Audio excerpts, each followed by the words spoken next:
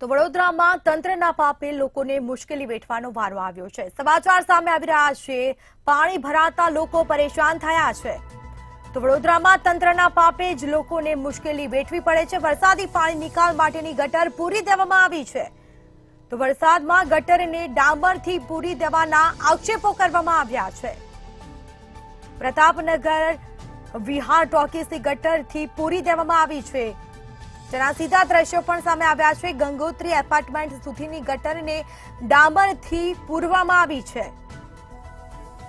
તો 5 દિવસ 5 ફૂટ પાણી રોડ ઉપર ભરાયેલા રહ્યા।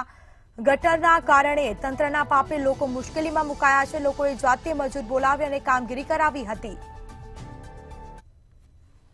સ્માર્ટ સિટી એન્જિનિયરનો અનગઢ વહીવટ। વડોદરા શહેરમાં પૂર આવ્યું અને 5 દિવસ સુધીને પાણી ના ઉતર્યા, ત્યારે પાણી ભરાવાના શું કારણ અને કેમ ના ઉતર્યા, રિયાલિટી ચેક માટે મંતવ્ય ન્યૂઝ વડોદરામાં ફરી રહ્યું છે।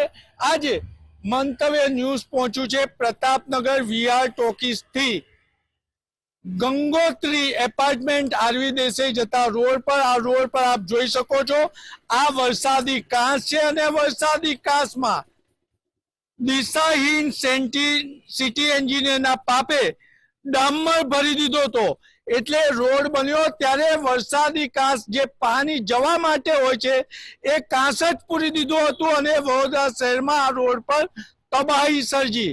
આપ સ્ક્રીન પર જોઈ રહ્યો છો, સિટી એન્જિનિયરના પાપે આ રોડ પરથી 5 દિવસ પાણી નતા ઉતર્યા અને સ્થાનિક વેપારી નાગરિકોએ આત્મનિર્ભર બની અને આ કામગીરી કરાવી। આપણી સાથે આત્મનિર્ભર થયેલા નાગરિક છે, આપણે એમને પૂછીશું, શું કહો છો? 5 દિવસ પાણી ના ઉતર્યા, તમે આ ફોલ્ટ કેવી રીતના શોધ્યો ને શું કામગીરી કરાવી? અમે આ વિસ્તારમાં અમારી ઓફિસ આવેલી છે, એટલે અહીંયા 5 દિવસ સુધી પાણી ના ઉતર્યું, એટલે અમને થયું કે આ પાણી કેમ નથી ઉતરતું। એટલે અમારી મેં જાતે જોયું। મેં 30મી જુલાઈએ કોર્પોરેશનમાં એપ્લિકેશન પણ આપેલી, કોઈએ જ કરવા આવ્યું નહીં। એક મહિના સુધી કે માણસ આવે છે। કાલે મારી જાતે મારો મજૂર બોલાવી એને 500 રૂપિયા આપી મેં ડામર કઢાયો છે। બપોર પછી જ માણસ આવ્યો અને આ ડામર આજ દિન સુધી હટાયો નથી। હજુ પણ કેચમેન્ટમાં બિલકુલ પાણી છે।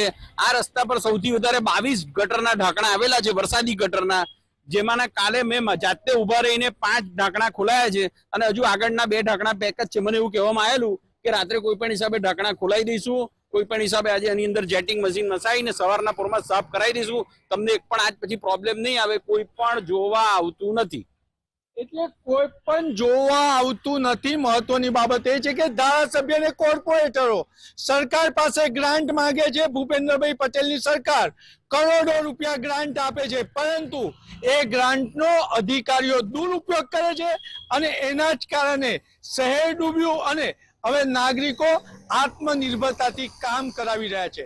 કેમેરામેન કેતન સિંધે સાથે નિલેશ